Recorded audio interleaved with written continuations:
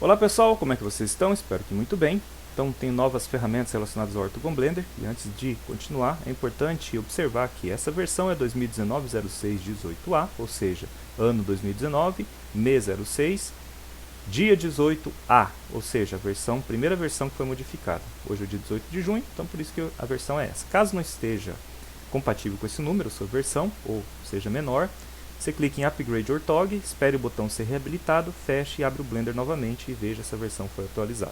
Explicado isso, nós podemos ir para o campo Patient's Name e, ao ir para esse campo, eu quero mostrar uma coisa importante para vocês. Muita gente não entendeu o funcionamento, então eu vou mostrar aqui de modo bem didático, que é o seguinte.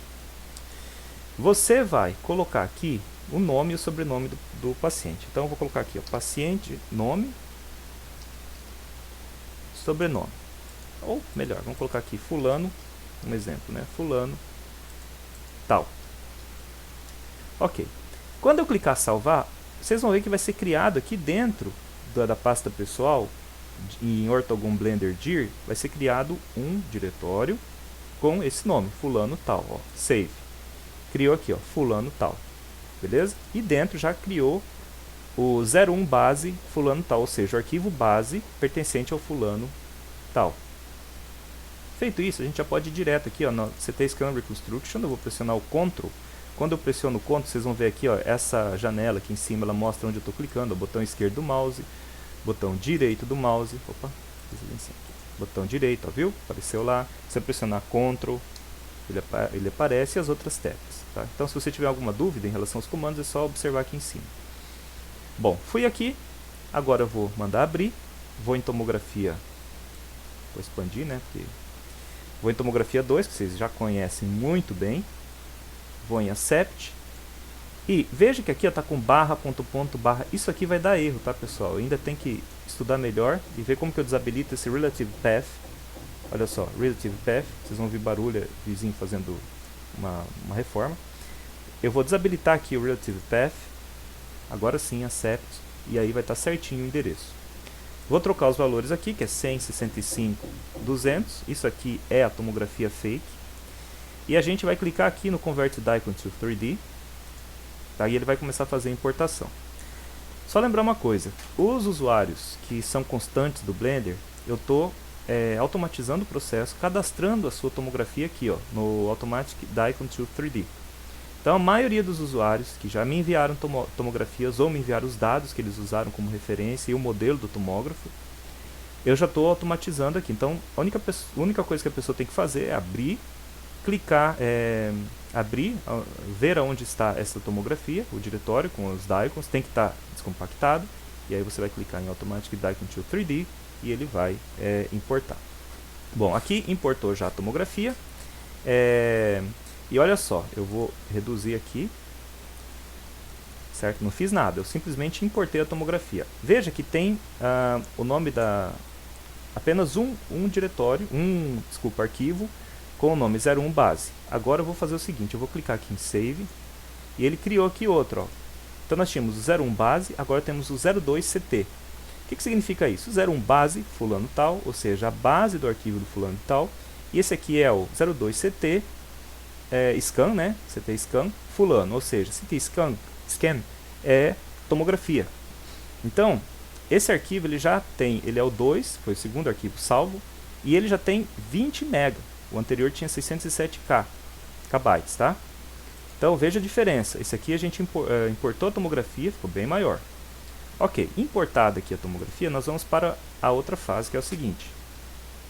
Eu vou pegar RX180 Enter, alinhar aqui, e veja que interessante. Eu tenho aqui, ó, o crânio selecionado. A gente vê que ele está selecionado, por quê? Porque nós vemos a parte laranjada ali, ó, significa que ele está selecionado.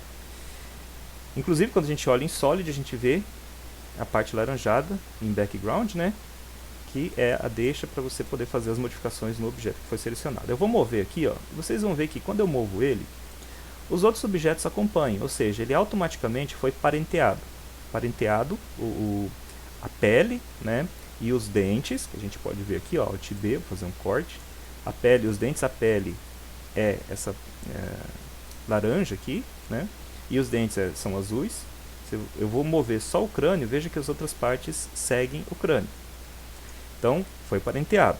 Tá? Por que é feito isso? Bom, quem trabalha sabe que é mais fácil a gente pegar e fazer os alinhamentos usando como referência o osso. Então, eu vou ocultar aqui o soft tissue, vou ocultar aqui o teeth, que também não vou precisar mexer, e aí você faz as modificações, as rotações necessárias. Ctrl, eu vou expandir aqui o Graphic References, e aí ele tem aqui as linhas que você pode colocar, ó, linha central vertical, linha horizontal central, aí você seleciona o crânio, a linha certinha ali, os incisivos, faz as rotações necessárias, porque você sabe que as tomografias elas não vêm alinhadas como essa aqui, que é uma fake.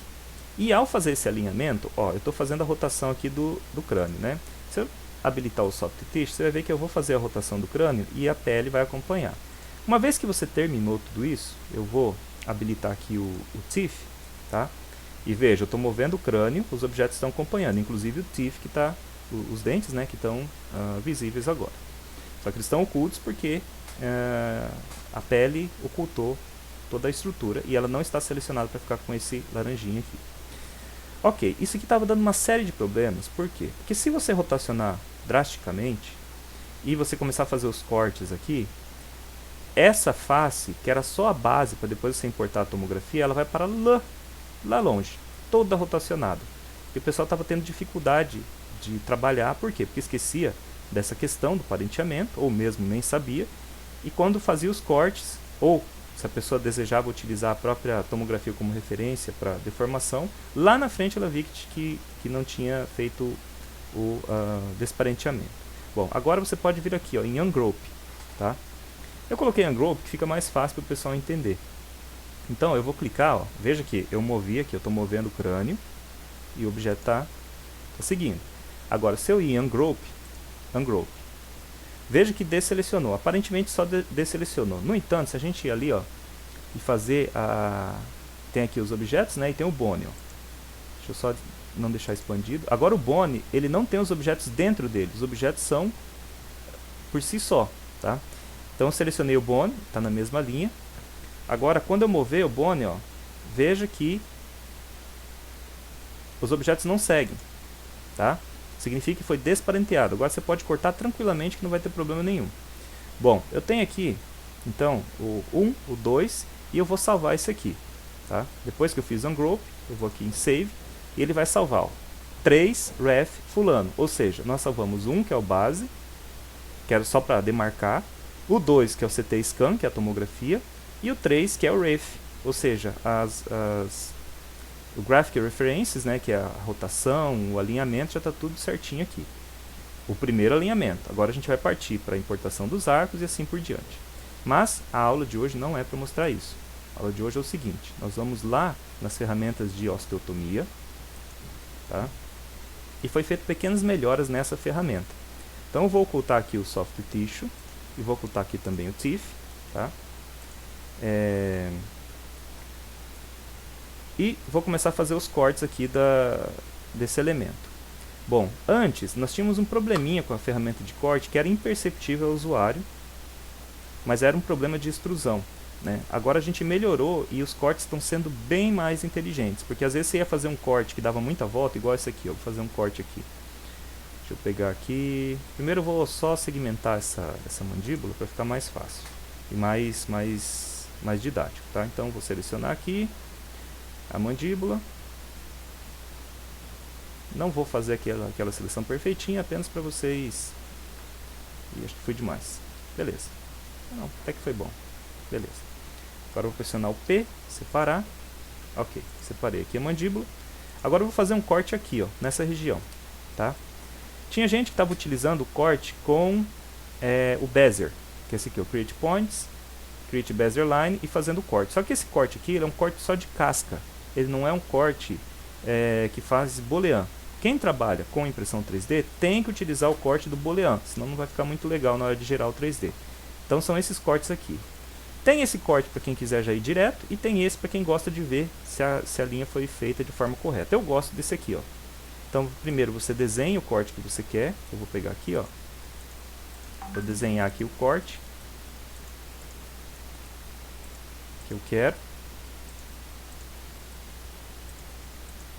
Por isso, assim, como é uma linha que você vê em X-Ray, é importante você sempre visualizar orbitando, tá? Que aí você vai ter uma noção do que é o começo e do que é o final, ó, viu? Ao orbitar aqui eu consigo ter uma noção bem clara. Fechei aqui, ó, tá? Fechei o corte que eu quero, agora eu vou dar um Enter. E em seguida eu venho em View Cut Line, para ver se está tudo em ordem. Como a linha está por fora, significa que vai cortar. Agora sim eu posso ir em Cut Visible Line. E aí ele vai fazer o corte que eu preciso, tá? Olha ali, então ele cortou certinho, fez o corte que eu preciso, separou. Ele já corta e separa, é um corte bem fino e corresponde lá à região que você pediu para ele fazer a osteotomia. Beleza, pessoal? Então são duas novidades, a primeira é mais evidente, a segunda não é tão evidente assim, tá? Mas o importante é que está funcionando bem. E só para deixar o pessoal ciente de qual ferramenta utilizar, que essa aqui, como eu falei para vocês, ela só corta a casca, tá? Ela não corta fora a fora. O que seria cortar a casca? Seria não aparecer, tá vendo que aqui onde eu cortei é como se eu tivesse cortado um elemento sólido. Se eu cortasse com aquela, é como se eu tivesse quebrado a casca de um ovo, ele ficaria oco por dentro, essa região, não teria essa parte sólida aqui. Tá bom, pessoal? Espero que vocês tenham apreciado. Assim que eu tiver novidades eu vou compartilhar com todos. Um abraço e até o próximo vídeo. Falou!